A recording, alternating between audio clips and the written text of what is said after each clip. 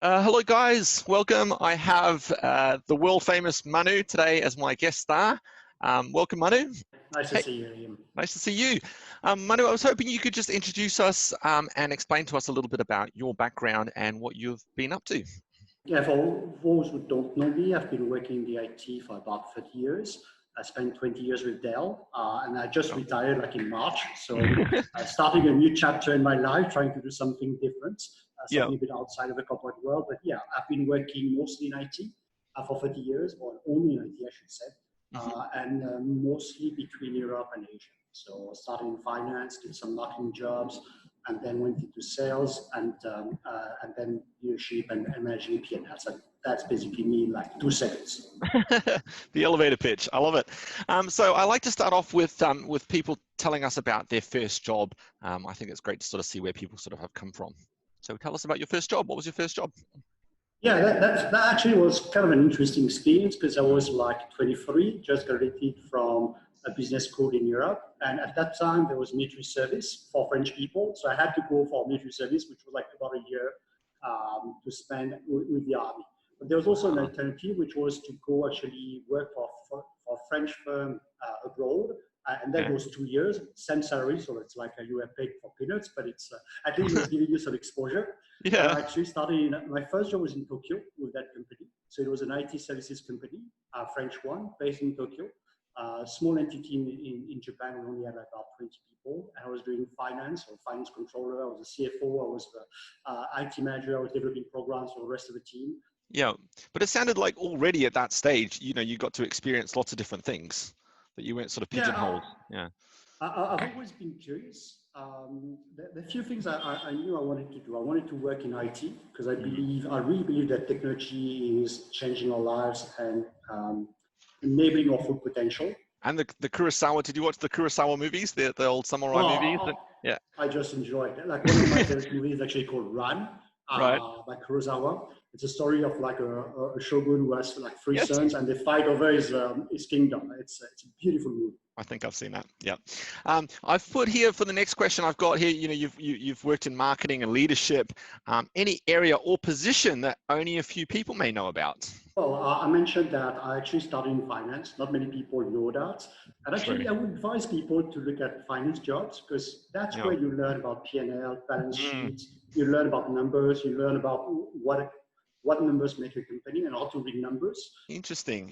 Because there are short courses that I've seen at some of the universities where you can do a short course on understanding the finances. And I would advise anyone to go for that because I think if you want to be a business leader, if you want to be capable of changing the world and having an impact, understanding how finance and numbers work for companies, because a lot of the decisions that large companies and small companies have to make are based on the numbers. Because a lot of the small companies that I follow that I think have amazing ideas, they struggle actually managing their cash flow. So they kind of run out of cash flow, and that's why they don't sort of succeed because they're great ideas people, but they just can't put that into the running of the business. Outside of work, what gets the juices flowing? What do you do outside of work that you love doing? Well, I think you know a bit about that. I love traveling. So I'm an extensive traveler. So whenever I've got an opportunity, I'll take my backpack and I'll go around and visit any place. The temples and the writing. I like to bring my camera with me. I'm an amateur photographer and I love actually take pictures. You never succeed on your own. Never. It's like if I look at like my career, I wouldn't say I have succeeded at any time because of what I've done. I've succeeded about what we have done as a team, as a group.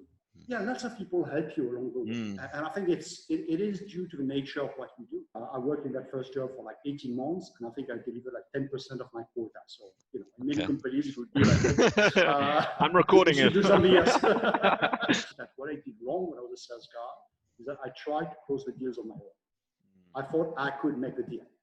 And I never brought in the right people when I needed them. And it's an interesting thing because, in business, lots of people are afraid about talking about their failures. I think you never lose so much when you fail. I do agree. Do you also feel that, for me personally, I always feel that when it's a team win, it almost feels better as well? Because it does, absolutely. Oh, yeah. It's like, it multiplies the joy. Yes, exactly. It really multiplies the joy. It's like Yeah. when you succeed on your own, it's a very selfish feeling you have. It doesn't last very long. No. When you succeed as a team, it's like it's a multiplier.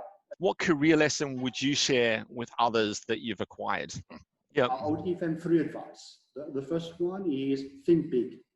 And think big means that you will most probably be given a job at a point of time. Maybe with a job description. Some companies don't necessarily structure that very well, but you may have a job description. Yeah.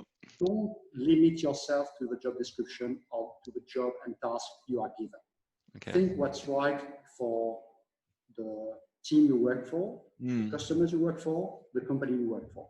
And try to say, okay, within that space and within the things I can do, how can I contribute more? Think big would be most probably my first advice. My second advice is be yourself. There's a lot of pressure when you get into a corporate world to act as you feel it is appropriate to act within a company, within a specific culture. And I've seen so many people being unhappy with that because they had to change themselves or try to behave like differently than what they are.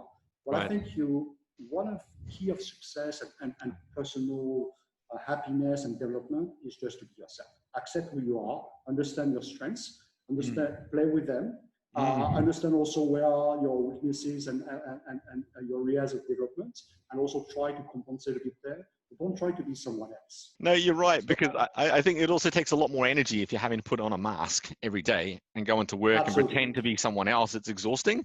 And I also like what you mentioned about, yes, we should always, be aware of our strengths and our weaknesses, but I've always found a great amount of humility when leaders actually open up and talk about their weaknesses, because it kind of makes you feel that it's okay to start sharing, from a lower level, it kind of makes it okay. So think big, be yourself. And the last one would be, don't be afraid of failures. Well, I know 99 ways not to make a sale, just so you're aware. Yeah. That's good. You've traveled and relocated for work. Is that something that you'd recommend to others? I would definitely recommend, but it's not for everyone. Tell us what makes a great leader, in your opinion. But I would say, to me, a great leader is someone who cares for people. It's as simple as that. Because being a leader is not something that it's an extra responsibility that you accept to take. So when you're a leader, you're not only, and when you become a leader in your life, it's like becoming a parent in the private life. It's like you can't care just about yourself. You have to care first about others. When you have kids at home, you take care of your kids first, and then you've got a bit of time, you take care of yourself. Motto like happy people, happy customers, happy business. Of course. But I truly believe in that. If I've learned one thing across my 30 years in the corporate life is that it starts with people and ends with people. And you can feel that. I think you can feel that. I think that shines through when people actually believe it. I think that's what it, Oh yeah, if you have a non-genuine leader, you feel it like immediately. Some people say the right words, but they don't have the right intention behind. When we absorb it from the leaders, I find from our level, from the front lines, we then carry that, right? We then carry that and take that to the customers. Also put here, what makes a great hire? The first thing is I would recommend anyone hiring someone not to hire alone. But if I need to summarize the things I'm looking for energy. I think energy is very important, because if you don't have the right level of energy, you can't change things. You can't absorb failures. You can't. Being smart, and smart doesn't mean necessarily having the right, high diploma. Diploma are nice, but it's more about, as a person, the capacity to learn new things and the willingness to learn new things. That's what I describe as smart. So it's a very generic term for me. And the last thing that is super critical for me is values. I'd never hire someone when I have a doubt about the values. Who is honest about his success, but also about his failures. That's a good sense that most probably that person has a right values. Brilliant. The last one I've put here is, do you give to charity or volunteer? And if so, which organizations and why? Right now, I'm supporting an orphanage in Vietnam who takes care of kids that are abandoned, and most of them are handicapped kids, so they're in a really tough position, and and they need support. So trying to help there. Alrighty, good stuff. Thanks, Manu. Thank you for your time. Thanks a lot, Liam. Really appreciate it, and enjoy the rest of your day.